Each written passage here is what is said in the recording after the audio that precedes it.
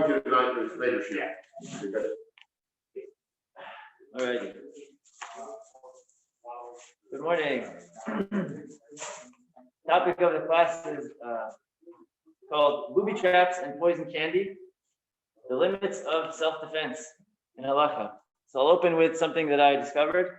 It's online communities of people on a place called Reddit. I don't know so much about it, but there is a community all about pro-revenge, which means people who got revenge in an excellent way. So the following man shares this story that happened to him. He says he was 10 years old, and he was getting bullied constantly in school by this one particular bully. And it was just nonstop. And the straw that broke the camel's back was that on Valentine's Day, this bully had arranged that this boy should get no, whatever that means, Valentine's. No Valentine presents, whatever, nothing in his boxes. And he rubbed it in, and he made sure everybody knew that the guy didn't get anything. So the boy decided, that's it, I'm plotting when I get back, I'm gonna get my revenge. And he started talking up this really great candy liquid that his father brought him from overseas, and you can't buy it over here, and it's really fantastic. And he was talking it up for a couple of days.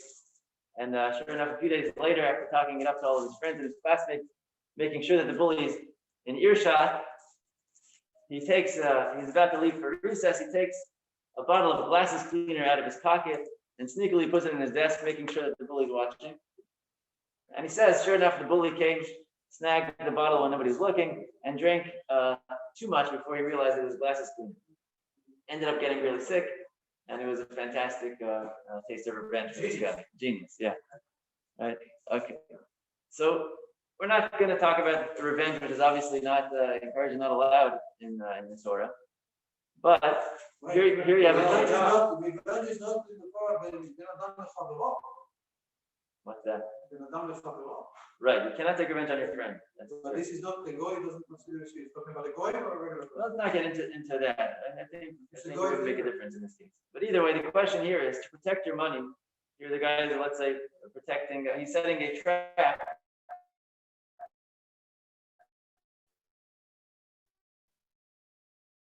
To protect his possessions. It's called Catco versus Briny in Iowa. There was I think Catco was he was the thief. He snuck into an abandoned property abandoned house on somebody's property, the Briny family, and they had been sick and tired of people breaking into this house, which was like somewhere on their property. So Mr. Briny set up a spring shotgun, which means when somebody opens the door to the bedroom in an abandoned house, there's a little string that triggers a shotgun. He aimed it low, so it wouldn't be lethal, but it shoots the guy as soon as he walked in. And sure enough, that's what happened to Mr. Platko. And he got shot in the groin as soon as he enters his room to come steal some, like jars of fruit and stuff. That's illegal. Is that illegal? So they took it. The thief took the balabais to court. The thief took the landowner to court. So they decided. He sued and he won. He won $40,000 or $30,000 altogether. 20 and then 10. $30,000 altogether. And they asked the defendant what would he have done any differently. He said I would have aimed higher to kill the guy. But either way, so what do we have to say about that? Here you have a guy setting up traps on his property, trying to defend the guy. In that case, the court says since nobody was in the house, that's not a good way to protect the property. It's not protect. The same time they have to get their shot. What's the language they use? There's a few different. Right. Castle doctrine is about. Yeah, but I know, but I'm talking. What's the language they kind of get tried to throw that always what's inappropriate reaction? Excessive use of force. Excessive use of force. Right. Is that the love this is in here? I'm not sure what you're saying. There's a few. Pastor doctrine doesn't tell me love this. Right. I'm not going to get into the American legal stuff because I don't know enough about it. But there's a few different things that come into play. There's the castle doctrine, which is when you're in your own home, you're not forced to retreat in some jurisdiction. If you're doing a harm to protect yourself, that's okay. So if you're not there, if nobody's there, so if you're not there, somebody's being violated your possession. No, you can take other precautions, but you can't set up things to intentionally try and do harm. So this is a question, right? You want to stop trespassers? Well, to what extent can you protect your property? Right. Can you only use locks and doors and things like that? Would you say landmine? It really depends. There's different jurisdictions, different countries, different laws. That's the same country, the United States of America. United States. I don't give up. In the south, there's a great disagreement. What? In the south. Right, different rules of possession. Case number 3 in the introduction. This is introductory point. This is a case that came up to the Chavos Yair. I think his name was Yair Backrack. He lived in the mid-1600s. And these two men came to him. One was a shop owner and one owned chickens. The shop owner sold seeds and all kinds of things that chickens like to eat. And this man's chickens continuously would come constantly and come in and eat his stock in front of his store. And he warned the guy, said, "Get your chickens out of here," time and again. To the point where he said to the guy, "If you don't get your chickens in check, I'm going to beat them up and kill them." That's what he said. "I'll kill your chickens." Sure enough, the chickens come back, start pecking at his grain, and he starts kicking them and beating them away from his store. And the prized chicken, he says, the prized chicken which lays the eggs and it's got the fat meat, it died. And now the chicken man took the store owner to court. Is that all right? Here you have chickens attacking your produce. Are you allowed to? They come into your store, they break into your stuff, start eating your things, right? Are you allowed to kill them? So we have a few different cases, a few different forms of times where a person would like to protect his property from trespassers, from theft, from animals, maybe to take revenge. In that first case that we saw, what is the Torah framework for dealing with these things? What are the guidelines that we have to work with? Obviously, we're not going to get, it's not going to be exhaustive what we learned today, but I'll set up the basic halachic principles that we deal with. So what we'll do is we'll make a distinction between mortal danger, if your life is in danger, versus if it's just your property in danger, it's a risk of losing money, but not your life. We're also going to distinguish between humans and animals. Meaning, how do I react to humans who are breaking into my property and animals? So here we go. Number one is there's a famous principle called that of a rodef. A rodef is a pursuer, somebody who is pursuing another human being to take their life.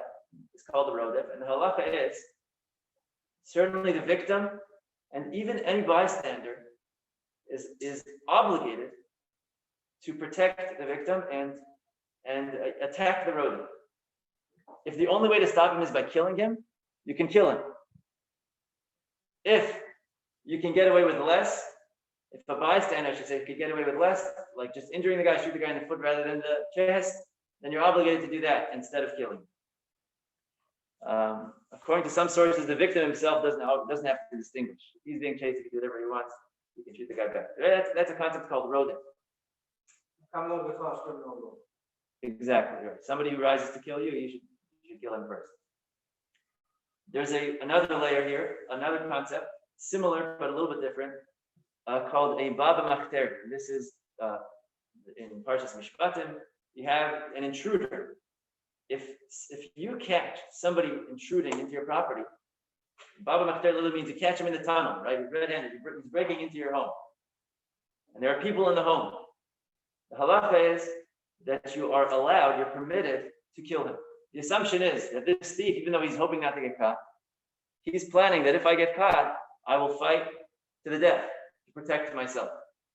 So the assumption is the thief is willing to kill, so therefore you're allowed to kill him as soon as he's found on your property.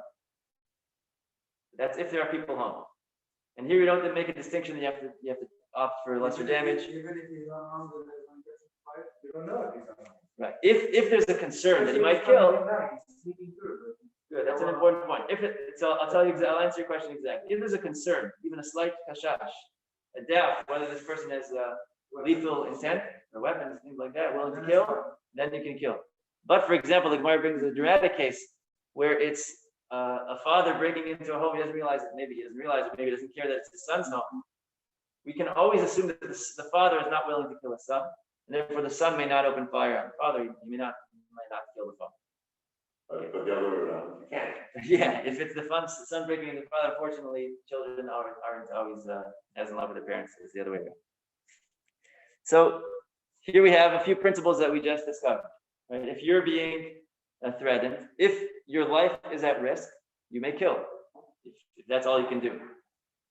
If it's just your money at risk, or like the case of the father, he might steal his son's stuff, but he's not going to kill him. So it's just the son's money. He may not kill the father. Or, for example, if there's nobody home, right, that would be more a normal case, right? Or it's that abandoned house on your property, or you're leaving town and then you just want to set up some booby traps around your house to make sure no. Right? So in those cases, you wouldn't be able to set up traps to kill people, probably. Right? We'll see a little bit more. The truth is, though, there might be a distinction. Can you kill indirectly? Right? Do I learn from here? I should make it a question, right? Do I learn from here that if someone's breaking into my home and I'm not home, that I'm not allowed to set up a lethal trap, a spring shotgun loaded? Do we learn the same thing? It's a little bit different, right? Because to shoot him actively is murder firsthand, but to set up a trap, that's something we call grama. It's indirect, not liable in human courts in a regular case. He is liable in the hands of heaven. But what about in the case of a trespass? You have to warn. You have to warn. You have to warn. What, there's a dangerous dog on the property. Yeah, as long as it's a sign.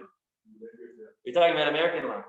Yeah, that's all I'm talking about. Right. There's a sign. Right. Yeah, we talk about this throughout all the time. So.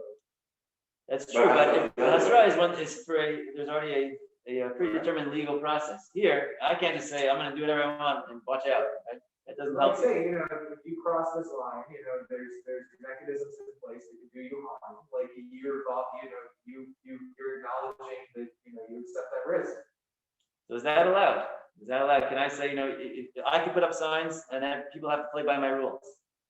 That's an important question. So we're going to have to get to the bottom of it. So I want to talk just for a brief moment about indirect harm. I'll bring up one story. Yeah, he described the case of indirect harm. So I'll give you an example, perhaps to support to you. A person has a field filled with fruits, and some of them are orla, which is it's the first 3 years of the fruit's growing. It is forbidden to eat that fruit, and a person who eats it is doing spiritual harm to himself. He's chayav misa b'yedei shemayim, right? He's liable to death by heaven. Right? Nobody can punish him down here, but he's really harming himself. So if I have a field filled with fruits and some of them are orla, do I have to put up signs saying these fruits are orla to make sure that if there's a thief that comes and steals my things, that he shouldn't be harmed by the orla? You shouldn't suffer spiritual damage.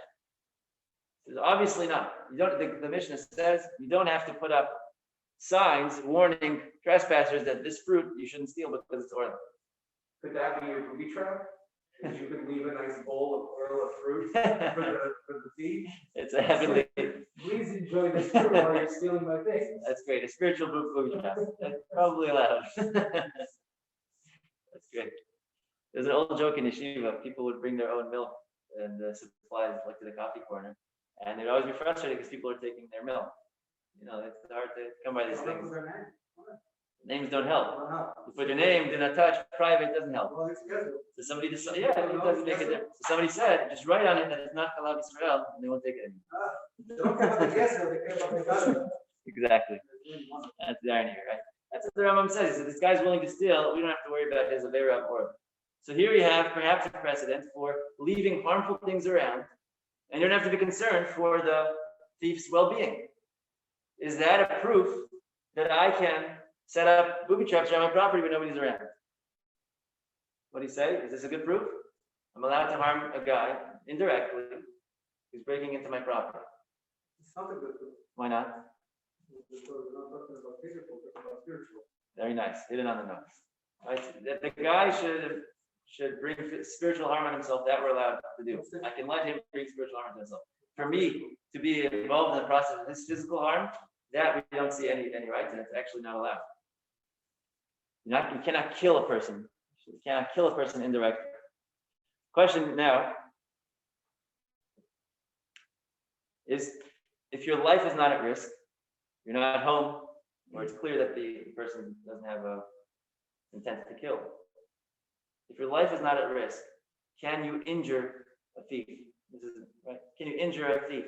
to protect your property, right? Don't we have sources in Tanakh where one's possessions are considered their life? And that, like, when Esau took from Yaakov. Not Esau.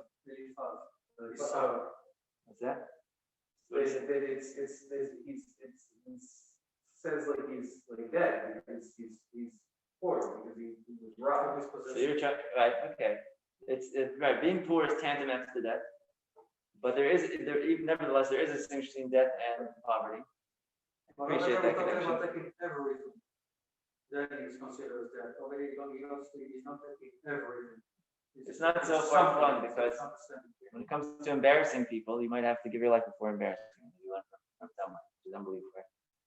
So we find in some things that are tantamount to death, like embarrassment, we actually treat, bona fide death. But in this case, not. In this case, not. So the question is, can you injure a thief to protect your property? Setting up booby traps, etc., on your property. It depends on the. Actually, booby traps don't grow. We're saying, man, should I injure somebody to stop you from stealing my possession? Right. Can you injure them? Can you injure them actively, and can you set up The trap is grow. You have to deal with the direct and indirect. Depends on the thief. Depends on the thief. If the thief muad or not muad, like a short. If he's like, Okay. we're doing it for too many times to everybody in the So we neighborhood. say The police can catch him, it's trouble. Yeah, maybe. If See you're about that. there, you don't know the extent that the person's willing to go and what their ultimate designs are. If somebody's home, you can assume your life If you're is home, then all bets are off. correct. We will find some limitations. Unless they're leaving and all they have is your TV, and they're walking out the door with the thing, then you can't harm them as they're leaving with your thing. You can't kill them. Right. Can't kill them. Right, very good. But if nobody's home or they're already on the way out, right, are you allowed to harm them? Are you allowed to injure them directly or indirectly? So let's take a look at a case. Huh? You talking to law? I'm going to build it up now. Here we go. Are you ready? No, Torah law. The Gemara in Bava Kama on Daf Kaf Zayin says that there was two field owners next to each other, and there's one well, and there wasn't enough water on a daily basis to serve both field owners. So they made an agreement that on one day I get the water, and the next day you get the water. One day, field owner whose turn it is comes to the well, and he sees that his fellow neighbor is taking his water. So he says, "Hey, stop it."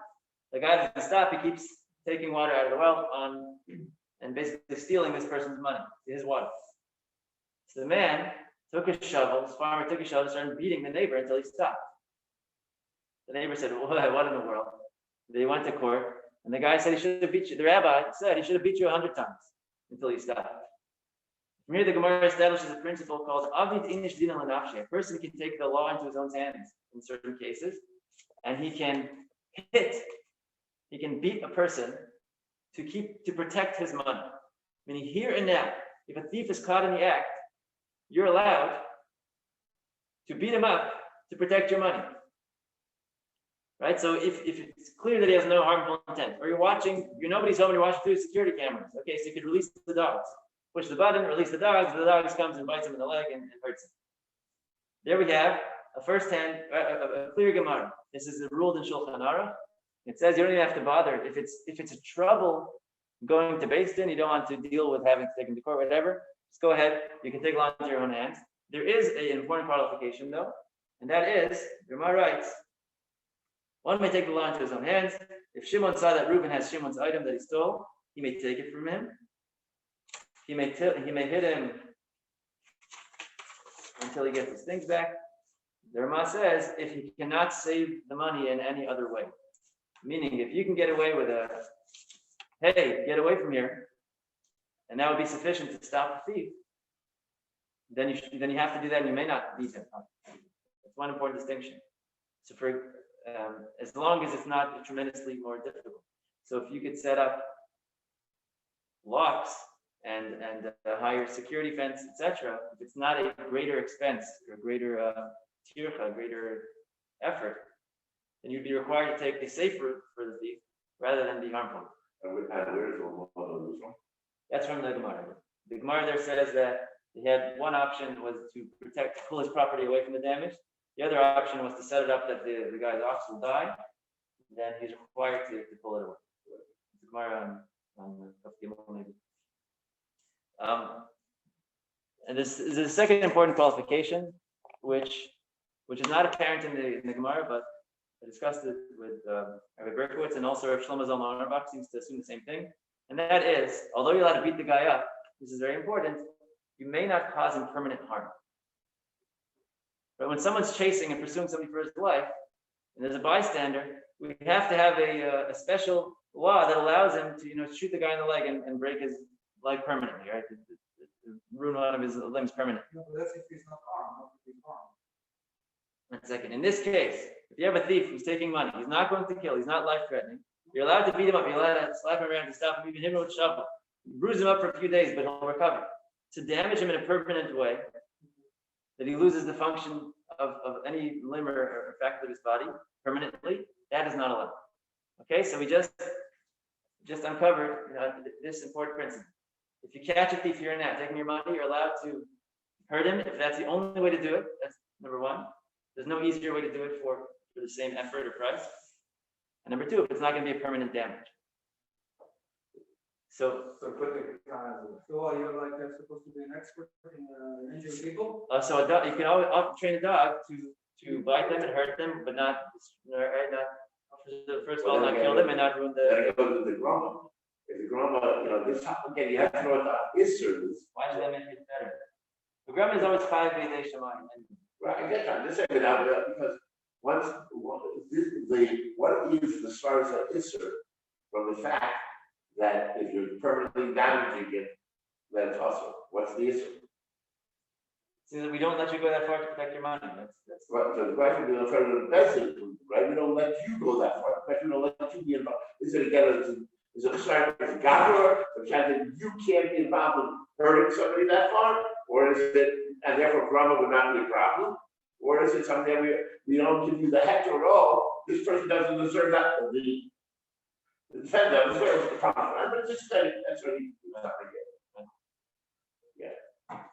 So it seems like you can set up traps that will hurt a person, but not permanently. So if you want to set up tasers or maybe like a paintball gun or something to hurt the guy, just anything to get them away, or dogs that are not going to kill him or harm him permanently, that would be allowed if there's no equally easy way to do it. And if all it took was just a couple of iron bars on your windows, and that's just as expensive as training a dog or whatever, then you have to opt for that option.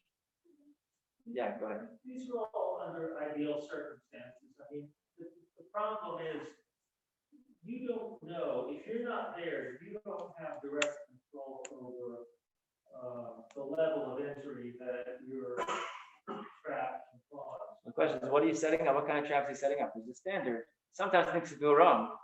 But if the standard is like the thing snaps shut and his leg, is ripped off, then you can assume that's what's gonna happen. You can do, I'm only gonna have the dog bite him in the leg, because that's what he's trained for. But then the infection kills the guy. So Right. I'm just saying, You're right. There's a lot of moving parts and a real-time case. The infections and things get involved. The guy could be of a weaker constitution, and that's it. So he'll die easier. We deal with what's reasonable and not literally statistics, but what's most likely to happen. That's usually how we approach these situations. But your point is valid.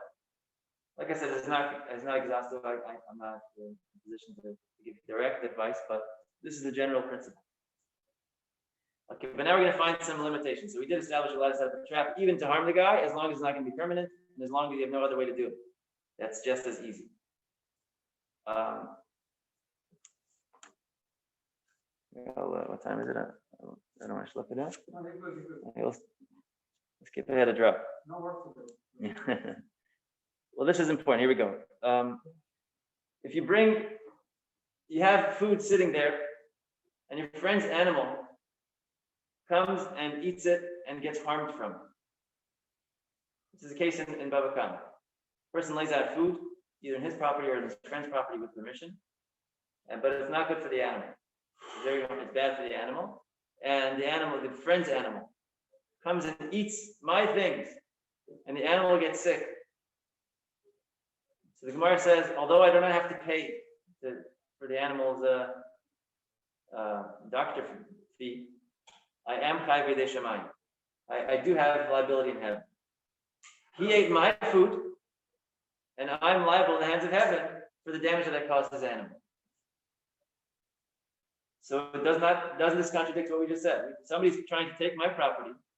I'm causing him indirect harm. And the Gemara is saying that I'm not allowed to do that. Wait a minute, the animal, you put poison there? Not even poison, it's just not good for the animal. Chocolate, the dog ate it. Let it even be poison. It's my poison. I was going to use it for the rat's man. What do you say? You don't have to pay. You don't have to pay actually. Correct. There's no intent. I put the food there. The animal came and ate it. The Gemara says I'm high v'dei shamayim. Why is that? That doesn't make sense. You're not liable in the hands of the court because the animal did it to himself. Very nice. Okay, so you got to make sense of it. Now we have a Gemara in our hands. We have to deal with it. Can you think of any distinctions between a human being, which I just said I'm allowed to harm him actively if he's taking my money, and certainly indirectly? Because the men have a freedom of choice. Oh, very nice. That's a very important distinction. That's a distinction. Number one is man has intellect to protect himself and stay away from harmful things. An animal sees food and eats. Exactly. So I have an obligation. I have to assume that animals are going to be wandering around. I have to be more careful with where I put my dangerous food, even with permission. That's what the animal has permission to come to your yard. Number two is the animal isn't trespassing in the case of the Gemara. These are two distinctions that are very important. Number one is the animal has no intellect to protect himself. Number two is the animal was not trespassing. We were there, we were having lunch, and the dog came and ate my whatever it was, and he hurt himself. Wait, but this why he doesn't trespass? The short goes to the field of the neighbor and he's liable. That's trespassing. It's trespassing. So Right. how can you say? I'm saying in this case, when there's no trespassing, then I cannot. Then that's why I'm responsible for the harm I caused to the animal. He went to his property. It's his property. No, he's allowed to be in my yard. He's not. I didn't give him permission to eat the food. That's not considered trespassing. He's allowed to be where he is, and I can assume the animal wanders around and eats, and therefore I have to keep my dangerous food away from animals. Okay. So here we just discovered an important distinction between humans and animals. That even though I'm allowed to set up traps even to catch a human and beat him up to stop him from taking my money, when it comes to animals, since they don't have their own intellect and they're usually not right. Right. So the Chavos, the case we opened with a store owner that came and he said, I yelled at the guy for a week to keep the chickens away, and I threatened him that I'm going to kill his chickens if they come into my store. It makes a lot of sense, right? You're in my store, I can do whatever I want to your chickens now. The Chavos said, not with animals, my friend. These chickens have no malicious intent. They're just chickens. If you had formally warned the guy in front of witnesses and everything, then maybe you'd have more legal recourse against the chicken owner. But without any of that, you have to pay for his dead chicken. And that was the halachic ruling. A couple hundred years later, the Maharsham, Shalom Shadran, in the late 1800s, similar case. This guy had a big property, and these pesky animals from his neighbor kept coming into his field. They said, I've had enough of this. I have to yell at him every Monday and Thursday. So they set up poison around his field. It's my field. I can put poison out. The animals came, ate it. The Marsham said, you're not allowed to do that. These animals don't have. This is the case even when they're trespassing. So here you see that the primary distinction is because the animals don't have intellect to protect themselves. Therefore, you cannot cause them any harm. Rodents are a rodent. Rodents are a rodef. Yeah. It's a serious question. Seriously. Why did you say in my case the animal is trespassing in the case of And the commissary is also in both these cases. You see that even that or people I work for. I was going to say those words is not trespassing. he's trespassing. He's coming onto the Yeah, but it's the teva of animals. If we live in a community that does not have fences, the teva of animals, you have to assume that a chicken's going to end up in your property with a person. If we live in a community where there are fences, then I don't have to assume any chicken's going to be in my house. And if it comes in, then it's your shield. But I'm not sure in the meticulous. Oh, yeah, say crossing, when I meant trespassing, I mean crossing into my property without my permission. Yeah, but if an You're saying the animal didn't have. no fences, you have. Oh, that I agree. Okay. So I don't have That's the something point. to trespass. That's the same point. Meaning, trespass, what I mean is there's no malicious intent. Right, That's the that's primary right. distinction. That's not fence, there's no malicious intent. The animal is malicious, and therefore you're not allowed to harm people's animals. So therefore, we have just set up a limitation to what we just learned. When it comes to humans, you're allowed to slap them around and beat them up if that's all you can do to protect your money. You could even set up an indirect booby trap or set up a guard dog, tasers, things like that, things that will not harm them permanently to protect your money. However, you cannot protect your property from animals in a similar way. When it comes to animals, you cannot, animals that are owned by people, I should say. That's the difference between rats. 1 second. Animals that are owned by people, you're harming another person's money. That's the problem. Not all animals, only the ones that are not harmful. Like an harmless dog who comes and bites you while you're taking your food, that's different. You can harm. Again, if you're being attacked physically, you can protect yourself. Right? I'm talking about attacking money. Attacking money. That's the case. Yeah. That's another interesting casualty to talk about. Are you allowed to kill, are you allowed to kill, well, that's a strategy that you know. Are you allowed to go and kill animals just for sport? Just for sport? That's something that that's that question. Right. Because is there an problem to animal sport? Of course not. Here, Not. here in our topic, the truth is the focus is not so much on the animal's rights, Right. but on the fact that the animal is owned by another person. Yeah, And I cannot harm his That's what property. you're saying. It's different. Right, the difference is really. There is another limitation that mentions, even though you're allowed to set up traps for people, there is a pasuk in Kitetze, Lo tasim damim bevesecha. You cannot. You have to set up. If you build a house, you have to build a fence around the roof, and you cannot have blood laying around your house. You cannot be responsible for dangerous things laying around your house that can harm people. So anytime you're setting up a trap, you have to make sure that it's not in such a way where people are at risk. If you have innocent people, coming in and out of your house and through your field, whatever, the gardener, the guy who's cleaning the pool, you cannot have dangerous things lying around. So it's nice to have a guard dog for when nobody's home and there's only thieves around. But if that dog is going to be vicious to anybody who comes his way, you're not allowed to have such a dog in your house. You cannot have dangerous things in your home if they're going to put other people at risk that are not thieves. That's another issue, right? So let's just conclude and wrap up everything. You can't have candy stuff. Candy, because candy's dangerous. Is it Everything in moderation. Yes, Mr. Velasquez. Yes, Mr. Velasquez. What'd you say? In the field, so the truth is, it's where people are living, basically around. So if you have like a storage house where it's not common for people to go in and out, there you're allowed to set up traps and things like that. But if it's around the house, there are residents, people are visiting, etc., there you're not allowed to have dangerous things. Not a dog, not a shaky ladder even. You have to make sure. That's why there's like a new style not to put a fence around your pool. Probably is prohibited not to put a fence around. It's a tent fucking pit. People don't like to put fences around because it doesn't look cool. You know that? No, you have to. All right, yeah, come to Miami. All right. Yeah, I agree. You should. Yeah. Here we go. Conclusions. If your life is threatened, you may kill yourself to protect yourself. You may kill the guy to protect yourself. If your money is threatened and not your life, for example, you're not home, you can set traps only if there's no non-harmful alternative. That's just as easy. If the trap does not pose a threat to innocent people, like we just said, it will not cause permanent damage to the thief, and it will not harm any wandering animals. What if the trap is meant to trap the person? A man trap. Yeah, and That's great. And it injures. And it doesn't injure permanently. It's not permanent. I don't know. It's like it uses like a bear trap mechanism to lock him in a room or something, and it cuts off his leg. So that would be not allowed. If you can somehow lock him in a cage without injuring him permanently, like give him a little feeder that comes in once every 3 hours until I come home months. That would be maybe allowed. It's like a bank, like if you rob a bank and the gate goes down on you. Exactly. Just locking you down, but it doesn't cut your head off. Right.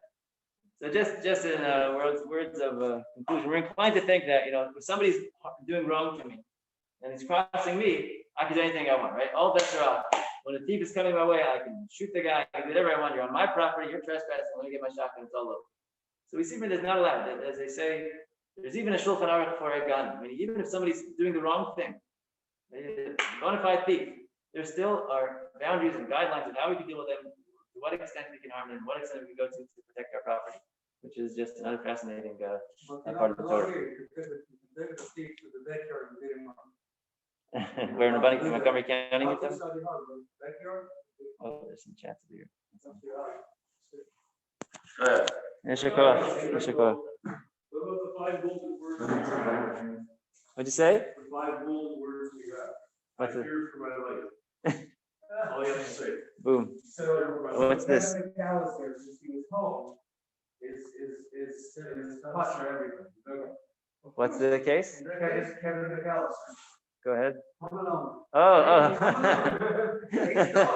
I said I know the name, but it doesn't sound. When I was at university, I had to prepare my own food. Someone was stealing it out of the dorm refrigerator. In those days, you could not have a fridge in your room.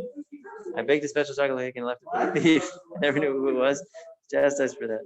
The sentiments.